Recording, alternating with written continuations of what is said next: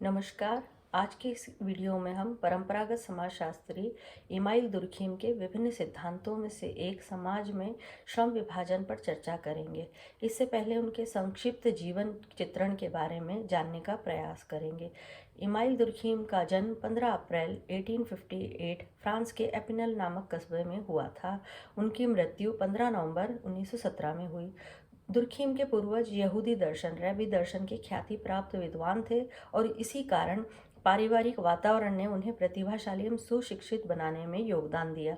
यदि बात उनकी प्रमुख कृतियों की जाए तो समाज में श्रम विभाजन, समाजशास्त्री पद्धति के नियम, आत्महत्या, धार्मिक जीवन के प्रारंभिक रूप, शिक्षा एवं समाजशास्त्र, समाजशास्त्र एवं दर्शन शास्त्र, नैतिक शिक्षा, समाजशास्त्र एवं संत साइमन, व्यवहारवाद एवं समाजशास्त्र, समाजवाद जैसी उनकी प्रमुख कृतियां हैं जिन्होंने समाजशास्त्र में अपना महत्वपूर्ण योगदान दिया है तथा समाजशास्त्रीय साहित्य में वृद्धि की है। यदि दुर्खीम की प्रमुख अवधारणाएं एवं सिद्धांत जिन्होंने समाजशास्त्रीय जगत में योगदान दिया है, यदि उन पर दृष्टि डालें तो उनका पद्धति शास्त्र, समाज में श्रम विभाजन का सिद्धांत, सामाजिक विकास का सिद्धांत, आत्महत्या का सिद्धांत, धर्म का सिद्धांत, ज्ञान का समाजशास्त्र, मूल्यों का सिद्धांत, नैतिकता का सिद्धांत, सामूहिक चेतना की उनकी अवधारणा, सामूहिक प्रतिनिधान की अवधारणा, सामाजिक तथ्य की अवधारणा, सामाजिक एकता की अवधारणा, आदर्शहीनता की अवधारणा, प्रकारवाद की अवधारणा, ऐसी कई अवधारणाएं एवं सिद्धांत हैं जिन्होंने समाजशास्त्रीय जगत में योगदान दिया है। आज के इस वीडियो में मेरा प्रयास है उनके समाज में श्रम विभाजन के सिद्धांत को समझाना। मैं इस वीडियो के माध्यम से समाज में जो उन्होंने श्रम विभाजन की बात कही है उसको सरल भाषा में प्रस्तुत करने का प्रयास करूंगी।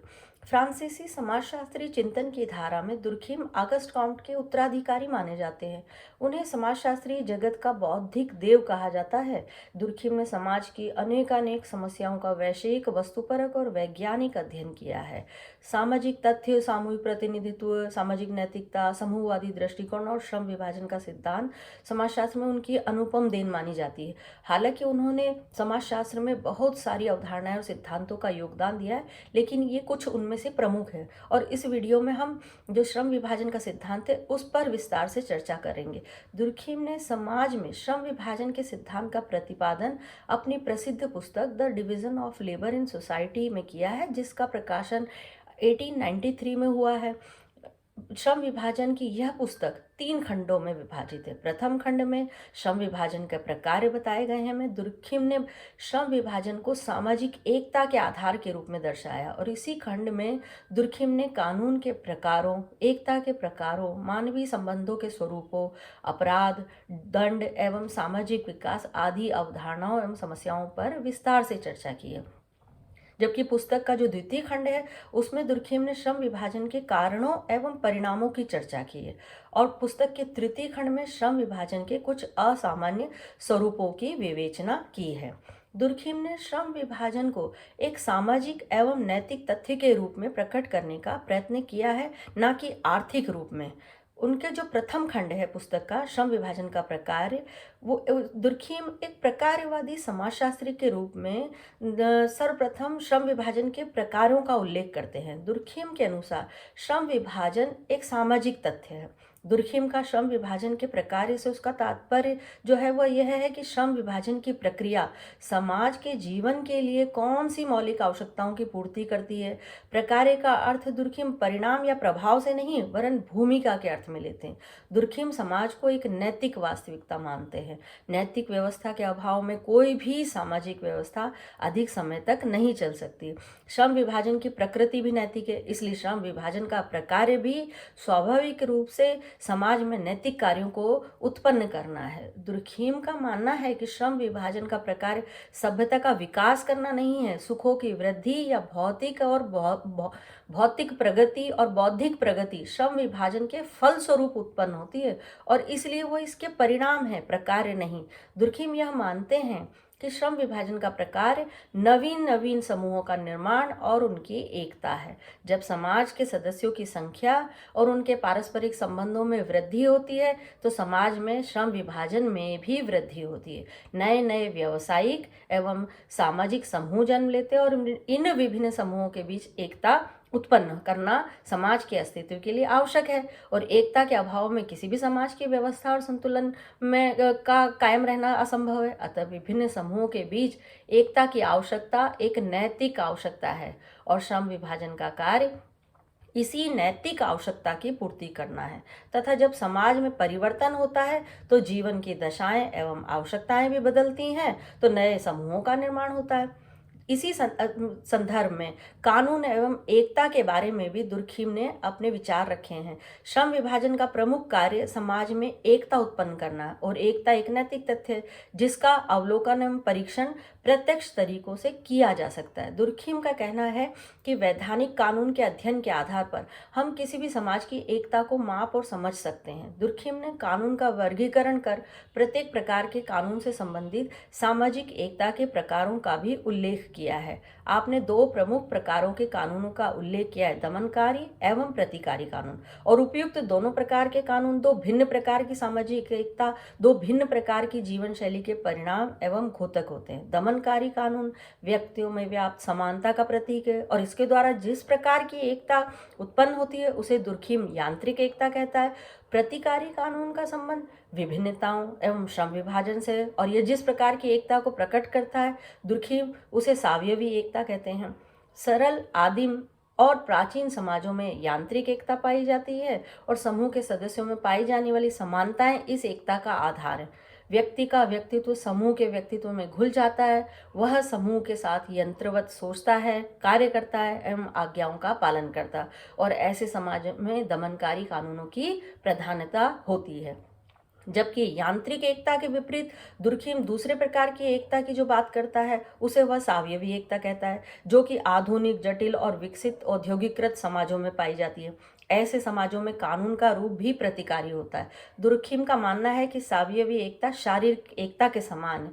जिस प्रकार शरीर विभिन्न अंगों से मिलकर बना होता है, हम ये सावयव जो है वो विभिन्न अंगों से मिलकर बना होता है, प्रत्येक अंग का एक निश्चित कार्य होता है, किंतु सावयव को सुचारू रूप से चलने के लिए, सावयव को जीवित रहने के लिए सभी अंगों को अपनी भूमिका अदा करनी पड़ती है, जिससे कि संपूर्ण शरीर सामान्य रूप से अपने कार्य करता रहे, जीवित रहे और अपनी व्यवस्था बनाए रखे। उसी प्रकार दुर्खीम का मानना है कि यांत्रिक एकता के विपरीत जो सावयवी एकता वाला समाज है, आधुनिक, जटिल, विकसित समाज है, उसमें समाज में व्यक्तियों के बीच में सावयवी एकता पाई जाती है। शरीर के विभिन्न अंगों की तरह सभी व्यक्ति अलग अलग अपने अपने कार्यों को नैतिकता का एक अंश मानकर संपूर्ण समाज में अपना योगदान देते हैं और एक होकर समाज के संतुलन में सहायक सिद्ध होते हैं। दुर्खीम ने अपने समाज में श्रम विभाजन के दूसरे खंड में श्रम विभाजन के कारकों, दशाओं और परिणामों की व्याख्या की है। दुर्खीम का मानना है कि श्रम विभाजन एक सामाजिक तथ्य है, अतः दुर्खीम ने इसके कारणों की खोज भी सामाजिक दशाओं और उनकी आवश्यकताओं में की है। दुर्खीम जनसंख्या के आकार और घनत्व में वृद्धि को श्रम विभाजन का प्राथमिक कारण मानते हैं, और द्वितीय कारण दुर्खीम सामूहिक चेतना का उत्तरोत्तर ह्रास को भी कहते हैं कि श्रम विभाजन का कारण है, क्योंकि सामूहिक चेतना के घटने और कमजोर होने पर ही व्यक्तिगत चेतना और श्रम विभाजन में वृद्धि होती है। यानी कि जिस समाज में सामूहिक चेतना अगर प्रबल होगी तो वहां पर श्रम विभाजन की प्रवृत्ति कम होगी। तृतीय कारण दुर्खीम पैतृकता का घटता प्रभाव मानते हैं, क्योंकि इससे परिवर्तन के अवसर बढ़ते हैं तथा श्रम विभाजन को बढ़ावा मिलता है। इस प्रकार दुर्खीम ने श्रम विभाजन के कारणों की खोज आर्थिक और मनोवैज्ञानिक कारकों में न करके समाजशास्त्रीय कारकों में की है। दुर्खीम ने श्रम विभाजन के विभिन्न परिणामों के बारे में अपनी कृति, जो उनकी the division of labour in society है, उसके द्वितीय खंड में उल्लेख किया है। उनके परिणामों की बात करें तो वो कहते हैं कि श्रम विभाजन का एक परिणाम यह होता है कि कार्यों के विभाजन के साथ साथ कार्य करने की स्वतंत्रता और गतिशीलता में वृद्धि होती है। दूसरा, दुर्खीम का मानना है कि श्रम विभाजन के परिणाम स्वरूप सभ्यता का विकास होता है, क्योंकि दुर्खीम श्रम विभाजन का परिणाम सभ्यता का विकास मानता है। श्रम विभाजन के फलस्वरूप सामाजिक प्रगति होती है, समाज में सामाजिक एवं व्यक्तिगत परिवर्तन भी होते हैं। श्रम विभाजन के परिणाम स्वरूप प्रतिकारी कानून व्यवस्था उत्पन्न होती है। दमनकारी कानूनी व्यवस्था परिवर्तित हो जाती है प्रतिकारी कानून व्यवस्था में जब समाज में श्रम विभाजन होता है। तो श्रम विभाजन के परिणाम स्वरूप कानून की जो स्थिति है वो प्रतिकारी हो जाती है और एकता का स्वरूप भी बदल जाता है। जब श्रम विभाजन समाज में नहीं होता है तो एकता सावयवी ना होकर यांत्रिक होती है, और जब एकता का स्वरूप सावयवी हो जाता है यदि समाज में श्रम विभाजन बढ़ जाता है। दुर्खिम ने श्रम विभाजन के असामान्य स्वरूपों की भी बात की है, जो कि उन्होंने अपनी पुस्तक the division of labour in society के तृतीय खंड में की है। उन्होंने बताया है कि श्रम विभाजन के 3 असामान्य स्वरूप उभर कर आते हैं। प्रथम आदर्शहीन श्रम विभाजन, द्वितीय बलात् श्रम विभाजन और तृतीय व्यक्तिगत कार्य की पर्याप्तता। आदर्शहीन श्रम विभाजन की स्थिति में जब श्रम विभाजन विभिन्न कार्यों के बीच असामंजस्य की स्थिति पैदा कर दे, तो ऐसी स्थिति में सामाजिक कार्यों में परस्पर तालमेल नहीं रह पाता है। जबकि अगर बलात् श्रम विभाजन की बात करें तो दुर्खिम कहते हैं कि बलात् श्रम विभाजन में लोगों को उनकी रुचि के ही अनुरूप कार्य न देकर उन पर जबरन पूर्व निश्चित कार्यों को करने को बाध्य किया जाता है और ऐसी स्थिति एकता स्थापित नहीं कर पाती। जबकि दुर्खिम समाज की नैतिक आवश्यकता मानते हैं एकता। श्रम विभाजन की तीसरी असामान्य स्वरूप की बात करें तो दुर्खिम कहते हैं व्यक्तिगत कार्य की अपर्याप्तता के रूप में हम देख सकते हैं इसे। कई बार भी ऐसा भी होता है कि व्यावसायिक एवं औद्योगिक संस्थाओं में कार्य करने वाले लोगों को पर्याप्त मात्रा में कार्य प्राप्त ही नहीं होता तथा अव्यवस्था और असंबद्धता फैलती है और श्रम विभाजन एकता पैदा नहीं कर पाता है। यदि दुर्खिम के श्रम विभाजन के सिद्धांत की समीक्षा की जाए तो समीक्षात्मक रूप में हम कह सकते हैं कि दुर्खिम ने श्रम विभाजन की समाजशास्त्रीय व्याख्या प्रस्तुत करके सामाजिक अध्ययन को एक नई दिशा दी है। श्रम विभाजन को एक नैतिक आवश्यकता के रूप में प्रकट कर आपने इस बात पर बल दिया है कि सामाजिक जीवन एक नैतिक आवश्यकता है, क्योंकि किसी भी जीवन के जीवित रहने में, किसी भी समाज के जीवित रहने में जो नैतिक आवश्यकता है वो बहुत ज़रूरी है। समाज का अस्तित्व नैतिकता में ही निहित है। अगर किसी समाज में नैतिकता नहीं है तो उस समाज का अस्तित्व भी निहित नहीं रह सकता है। किंतु दुर्खिम के इस सिद्धांत की आलोचना भी की जाती है। मर्टन जैसे समाजशास्त्री ने दुर्खिम की आलोचना इस आधार पर की है कि आपने लक्ष्य या उद्देश्य के स्थान पर प्रकार्य शब्द का प्रयोग किया है जो कि उपयुक्त नहीं है। और यह भी आलोचना की जाती है कि एकता तो एक भावात्मक तथ्य है, ना कि सामाजिक।